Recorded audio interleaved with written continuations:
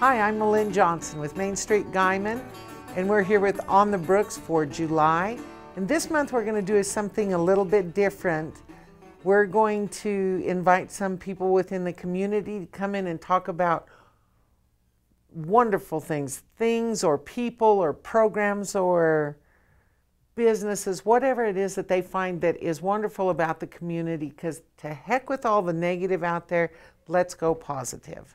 We're here at the Bank of the Panhandle sitting in the boardroom. One of our wonderful, wonderful Main Street members is the Bank of the Panhandle. They've been here with us since the very beginning, and sitting here at the board table with me is Melinda McGlasson. Now, did I say that right? You said it right. McGlasson. Okay, because sometimes I don't know. Yeah, I know. Now, Melinda, you did a couple of concerts here in Guyman, right. and I read what you wrote about why you did those concerts, and that's why I wanted you to share your story. But first, can we talk about what kind of concerts those were? Right, they were benefits. One benefit was for the Oklahoma Panhandle Partners in Pink Hills, and the other concert was to benefit the firefighters. And so just my way to give back into the community. And the firefighters was in Texoma. Correct. And you are the singer. Mm-hmm. Is that the correct word? Singer, artist, whichever. Ooh, okay. You like that one? Yeah, that really sounds very classy. And so you're the artist, and you've recently signed in Nashville. Right. With an international label. It's Redemption World Records. And yeah, I'm pretty excited about that. And it's Christian music. Right. And I bought your tape, and it's fabulous, by the way. Thank you. I listened to it going to Colorado to visit my family, and I didn't come home with it, so I'll probably have to talk to you about another one. Okay. Well, we can arrange that. All right. So you had a story to share about why you wanted to benefit Panhandle Partners. Yes. Do you mind telling the people about that? Yeah. Actually, I was diagnosed with thyroid cancer in October of 2015, and Panhandle Partners kind of came to my rescue on their own. All I had to do was, my friend said, hey, there's this great organization here, and they help individuals who have cancer. And having cancer is it's an expensive process. People don't realize how many trips you have to make. Like I traveled sometimes 3 and 4 times a week to Amarillo, back and forth, and you know that's pretty expensive. Sometimes I had to stay the night there. There was many doctor bills, and so Panhandle Partners, they needed my diagnosis. They got my pathology reports, and they said, we want to help you as much as possible. And so they came with fuel cards, $200 fuel cards. They came with Sonic cards to gift certificates to the grocery store, and they were a huge blessing. And they said, you know, we help individuals pay their utilities. And I said, I think I'm okay there, you know, use that on someone else who needs it. But they said, this is what we're here to be a blessing, and we want the word to get out. And so by me doing this concert, it helped the word to get out even more that Oklahoma Panhandle Partners are here to benefit individuals who have cancer. And they do, and they help people in all 3 counties in the Oklahoma Panhandle. It's one of the kindest organizations. Yes, wonderful people. Every one of them are wonderful people. And I think we need to commend you, because Guyman and the people in this area are very good about doing benefits. Mm-hmm. They really are. When there's people that are in need, whether it's their house is burned or medical issues, they're very good to help. And I've always wondered how many come back and start helping again. Yes. And you obviously did, and I think that's fabulous. Thank you. It was a blessing for me to be able to do it. To think that they helped me, and for me to go and do a concert for them where they can help hundreds of more people, that did it for me. And so if I had to go through all of it to help those people, it was worth it. Were you aware of Panhandle Partners before you got the cancer diagnosis? I was not. And you know, they're only 3 years old. And so that's why it's important to get the word out about Panhandle Partners and to share with others how they can get a hold of them.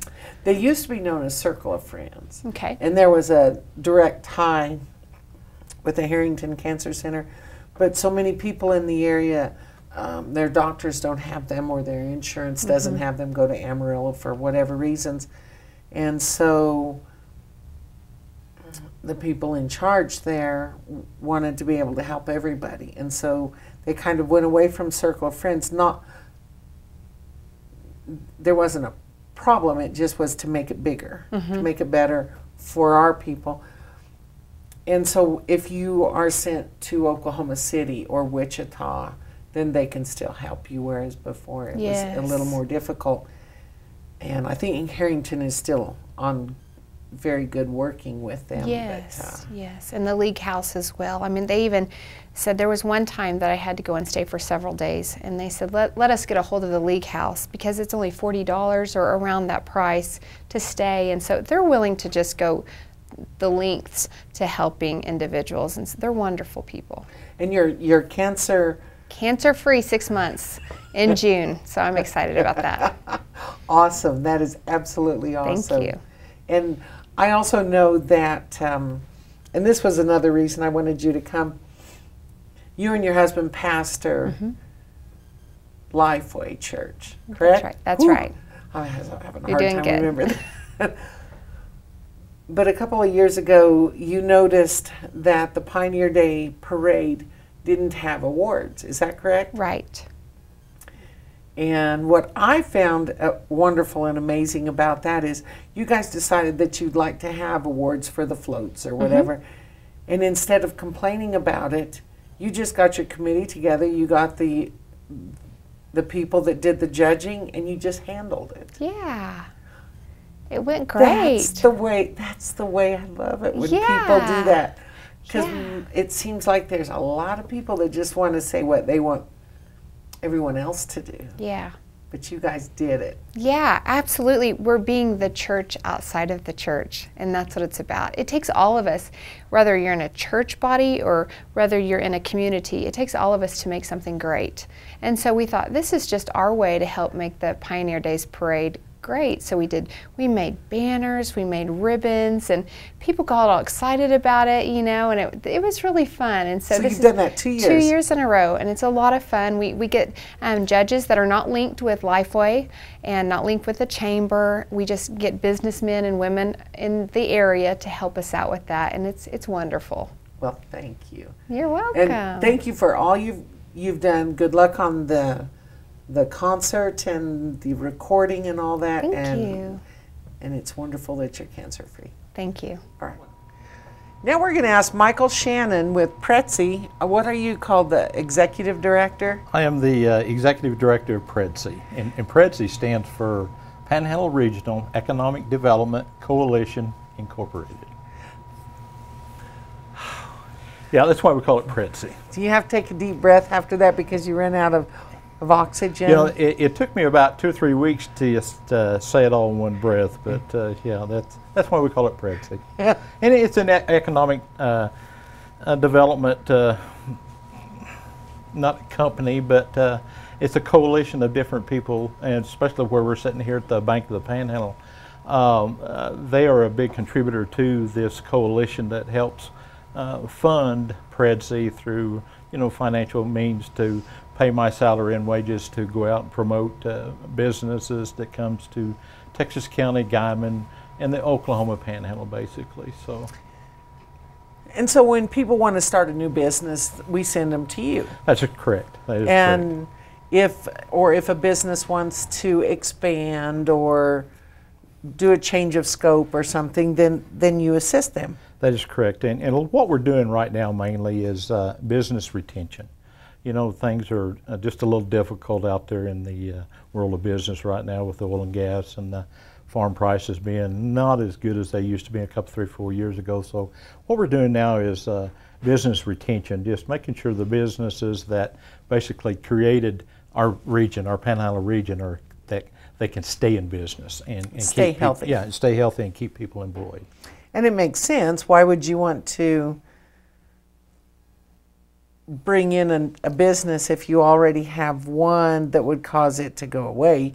You need to keep the ones we have and then build on that on where there's lack. Well, I like this little story. When I interviewed for this position around the first of the year, the very first thing that came to my mind, our whole region is agricultural. That's what's made Guyman. That's what's made Texas County, Cimarron County. We're some of the biggest county in the United States for agricultural. And I felt like there just weren't enough people promoting ag or helping, the equipment dealers and the people that sell ag products, because agriculture affects each one of us. And you just think about everything that we do, the agricultural markets and the people out there just doing the day-to-day operations. If they're not there, you and I is not going to be around either. So. Right. Well, it's a way to have money to spend in all the retail businesses. Definitely. And the retail businesses are here in Guyman is doing well. I mean, considering the oil and gas play, we've had a lot of good people furloughed and have lost their jobs, but the agriculture is sorting them back up. So it's not as bad as it could be. So that's a good thing. But it's always good to be ready. I agree. So, are you ready to talk about something in Guyman that is just so positive and so wonderful? I am. Well, my history, when I came over to Guyman in 93, 94, I was privileged. It goes back quite a little by. A lot of people probably don't know that I rodeo on the weekends, not professionally, used to professionally, but I had to get a real job. I married a young lady 15 years ago that she likes rodeo too. And when we were kids, she lived in the eastern part of the state and I lived out here in the Panhandle. There was always older people that would help us in our rodeo experiences, taught us how to ride, taught us how to, or helped us how to rope and just how to act. And here's about, this is our 14th year at L&M Arena. That I live 2 miles north of town. I have a marina in my backyard. We started having play days for the young people here in Texas County. We thought we were just going to have them for the Guyman kids. Well, this year we had 45. We've averaged 45 kids a night every Wednesday night. The last 2 Wednesday nights. In questioning or talking to the kids themselves, that they're coming as far as Clayton, New Mexico, Channing, Texas. Holy Toledo. Oh, our trade area just went out about 110, 120 miles. But what we do, we offer an arena with a laid-back atmosphere to help the kids if they want to excel in rodeo, in horse events, or just have a lot of fun. And the good thing about it is that the kids bring their grandparents and their aunts and uncles and their mom and dads, of course. And it's a family atmosphere. I open it up. It's every Wednesday night in June and July, starting at 6:30. It's a little hot, but the atmosphere is cool. Kids running around, having fun, and people visiting. It's just a great feeling. We're kind of just paying it forward to the people that helped us when we were children. So. And aren't you into your second generation now? We are in our second generation. Just overheard a conversation. Lori, my wife, was talking to a young lady, and she says, "You really probably don't remember me, but," and I was out here when I was in college. And I just overheard the conversation, looked over there, and she had a 5-year-old daughter that she was bringing back out. So we're in our second generation of children. And for that young lady to bring her daughter back out to our place, that's a blessing. We're pretty well blessed. So. Now, I've known you for a long time, and I have to say, it's probably Lori that's holding that all together. It is. I'll admit that to everybody. She's a hard worker, and she just makes it click. She's sweet. She loves to laugh, and she loves to have fun. Exactly. So it's not a competitive and dog-eat-dog sort of. It's not. We go to a lot of ropings and bell raisins that it's real competitive, but I mean, there's a little competition, but it's not competitive. And it's mainly for kids to learn, and it's kind of like acting classes. Once you get up on a stage, I mean, I speak in front of people, and I still get scared, and I've done it for 30 years. These kids can go out in an arena and feel at ease, and it's a learning process at our place. And what kind of, they do barrels and they do poles? They do barrels, poles. We have a flag race. They're all timed event races, and this year we have dummy roping, you know, the steer head. And oh, I know some dummies. You want me to have them come out? You just have them come on out, and Okay. we'll let them participate. So. And everybody brings their own horses. Everybody brings their own horses. There for a while we was trying to provide horses for people, but it just got to where it was just getting out of hand. So, like I said, we start at 6:30, and we'll probably get over about 11:30 every night. So Wednesday nights are long nights for us. So, but it's worth everything. And what I really like about it is when all the events are done, people still stay around and visit. That's called community. It's called community. Right here in Guyman, Oklahoma. Love it. Love it. Thank you. Thank you. I have to tell everybody the reason that the idea for this show came up is one morning, Monica Ronne, who is on my board of directors, came and we were visiting about something, and she was telling a story, and I so enjoy sitting around at the table there at Main Street and hearing people who are happy and who have nice things to say about the community. And I was listening to Monica, and this is what precipitated us to have this today. Now, Mon, you remember you came in and you sat down and you were talking about your son Austin, who has, what do you call it? He has cerebral palsy. Okay. Yes. So he's in a wheelchair. Correct. And he can't walk. So would you share what you were saying about? Sure. From the time that he was diagnosed, I was scared to death of school, just the way people would treat him and within the community. And they were having an awards ceremony, and he was called to receive an award. And he's in what grade now? He is in the 7th grade. 7th grade. And so it's at the junior high, and if anybody is familiar with Guyman Public Schools, the junior high has many steps, and the auditorium is a stairwell down, and to get up on stage, it's not accessible. So he was called for his award, and he wheeled himself down, and they had to meet him down at the bottom of the stairwell to present his award, where all the other kids receiving awards were presented on stage and got to stay up on stage while they were receiving all of their awards. And as a mother, it was pretty heartbreaking because he was down below and the rest of the kids were on stage. And I sat there for about 3 minutes and, you know, thinking, what could I do? And pretty soon, 2 coaches came and lifted him up, his wheelchair and all, and put him up on the stage. And from that minute, I said, you know, they get it. They seen a parent point of view that he needed to be included, and they lifted him right up on stage where he was just like the other kids. And to me, it was great. So, well, you were also talking about some of his classmates and how they are with Austin, because Austin can't talk very well either. No, he uses a computer or an iPad to speak, and so a lot of the kids just don't take the time to stop and chit-chat with him. But there are many, many helpers.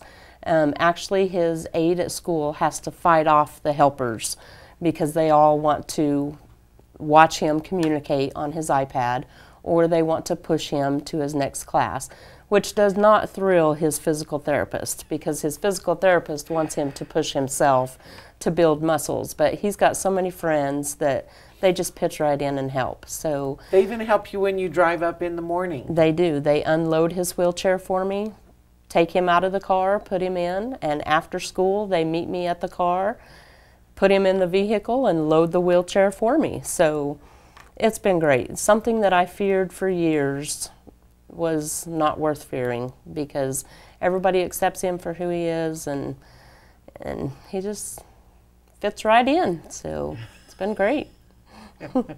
And that's a great story. Yes. Thank you. Thank you. I don't think there's any business in Guyman that matches or does better at community service than the Bank of the Panhandle. And I know, Sally, you're right there in all of that, but can you explain the Bank of the Panhandle's policy and some of the things that you're doing with your community service? I can. You know, Bank of the Panhandle believes that we have the community to thank for our ability to open our doors every day. And so we are celebrating our 40th anniversary this year, and a big push for us is to celebrate community, because okay, so is that what's well, not exactly, that's not the reason we do what we do. We do what we do because we think it's the right thing to do, and we think you know, we're proud to be part of Guyman, and we're proud of our community, and we think in order to make it better, we have an obligation to the community to get out there and do what needs to be done. So that's our goal.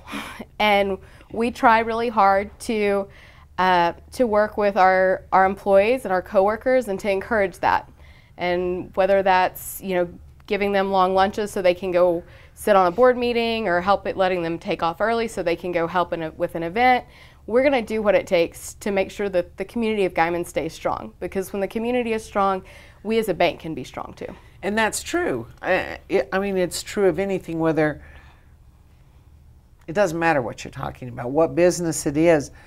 But a lot of people don't get the connection about them being in the community, going out, and then the community coming in. And you guys do get it. Can you tell about some of the community service things that you've been doing? Certainly. A couple of years ago, we adopted a park, and so we adopted a section of Thompson Park, and we go out, we try to go out once a month, depending on the weather, and just clean up the park.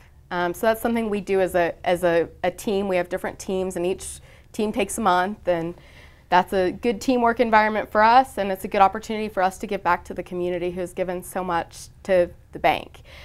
We also really enjoy doing cookouts, so whether it's for grand openings or ribbon cuttings, or, you know, more recently we did a cookout for the junior high. Their last day of school, we cook out burgers for them. And you cook at the Outback. Yep. You cooked for the football team that did the community cleanup when OPSU football players. Yeah, you're there a lot. That's something we can do, and you know, our teams enjoy doing it, our employees enjoy doing it, and getting out there and talking to people and being part of the community. And we think it gives back and is sort of a thank you to the people who are out there doing the work too. And you do have a lot of employees that serve in different aspects within the community. I've had two Bank of the Panhandle employees on the Main Street board, and I know you have on the chamber board. And we try to be everywhere, and we encourage employees to do that. And like I said, we try to make that as feasible as possible for people, because we think it's so important. Our community is so important to us, and you know, a community bank is different from other banks because of the community. And I love being part of a small bank because we get to help people realize their dreams, whether it's buying a house or starting a business. That's what we're here for, and the only way we can do that well is to be in the middle of the community as well. And the people that you're helping are your neighbors. Exactly. I mean, invariably, because it's not that big of a town. It's not big of an area. You also have, I think we were talking about Panhandle Partners earlier. That's one of Steve Baggerly's big. Yep, it's that is Becky's brainchild, and everything you said about Circle of Friends and the split, that's all accurate information. And she and Steve and Jim Quimby and Oklahoma Panhandle Partners is something we hold dear to us as a bank also, because it's a wonderful organization, just like Linda was saying. Oh yeah, so do you have anything else that you want to say that really strikes you? Because you moved into Guyman. You and I both did. We both moved into Guyman, but you're from the area. But you see Guyman from a different aspect than the person that was raised here. What do you find that is absolutely positive about this community? You know, to be very honest with you, when I first moved to Guyman, I I came into town, I thought, oh my gosh, what have I done? I had moved from Amarillo, and there's no airport here, or no commercial airlines at least. And what I have realized over the past 5 years is that Guyman's a really great place to live. And the community cares, and you mentioned the fundraising earlier, which is incredible. It's amazing to me that multiple organizations can easily raise over $50,000 a year to make things happen in this community. And that doesn't happen everywhere. That's impressive. Also, I would mention Bank of the Panhandle. Like I said, we're celebrating our 40th anniversary, and we had an event a couple of weeks ago, and we don't know the first thing about event planning or about catering or anything. And so we relied strongly on community businesses to help us, and they did. I mean, they showed up. The Parks Department was out there cleaning up trash the day of. They've been working hard to make the parks clean. The Sanitation Department for the city was there when they needed to be. Honey's, Carter's, we had all sorts of organizations in town who just came up and made it happen for us. And that's what's great about living in Guyman. And it's true. It's true how people, or the majority of the people, work together so well, and they are a team. But that's the definition of community, correct? Yep, that's exactly right. But when I talk to other Main Street communities, it is not uncommon that the Chamber and the Main Street, they don't work well together. They don't partner.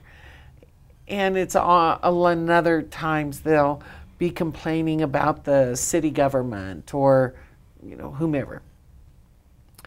Do you realize that once a month we have a breakfast meeting? It's casual and nice. Well, you do know, of course you know. And it's the city manager, Mike Shannon from Predsy, Jada Breeden from the Chamber, and me. And we talk about what we have going on. And the majority of the time it's, oh, would you want me to help you with this? I could help with this, or move things around so you don't have conflicting dates. And it makes it so much easier to get twice as much done, because most of us are all by ourselves in the office. Yeah, that collaboration piece is so important in a small community to make sure things are happening. It does. It is. Things are happening in Guyman. I've invited Teri Mora to come in and talk for our positive day here. We just finished up our Upward Bound program and had 6 weeks of 50+ students there, and all doing what we asked them to do and having a great time doing it. I saw so much of kids coming together and supporting each other, which I haven't seen in a long time. A young man from Texoma, his name is Xavier Teal, and he's really just kind of come out of his shell, talks about what he wants to do in life and kind of his inspiration for that. Really, really inspirational to all the other students, and I think that he kind of realized that and kind of has taken it upon himself to make sure that he continues to bring everybody else up as well. So that was kind of a neat thing. Another young man, Osvaldo Morales, from here in Guyman, and he, just over the summer, I saw, he's always been a good student. This last year, he kind of got bogged down in working, maybe almost too much, and put his studies to the side, and he actually came to the realization that, hey, I have high goals, I need to do what I need to do, and school is going to come first, and has really been a positive role model for some of the other students, just in his work ethic and in what he wants to do with himself. So it's kind of fun stuff. We had just a class that was called Community Service Class, and I didn't really envision what it was going to be like. I thought, I'm going to have some leadership kind of things of kids getting other people to do community service, but from the very first day of class, they came up with a whole checklist of things that they wanted to try to accomplish throughout the summer. And they picked 5 projects to focus on specifically, and they really haven't even needed me. They've just taken it and run with it. So I'm anxious to see how well we continue to do those things throughout the, because it's really easy when they're there on campus and they have the free time or time to dedicate to that. What I'm really interested to see is how well they follow through with it throughout the year, and I hope they will. Well, thank you for bringing so much positive out in the kids and in the community. Well, I hope today's program helps you to be more positive and to look at your community, your neighbors, your family with a smile and a friendly way.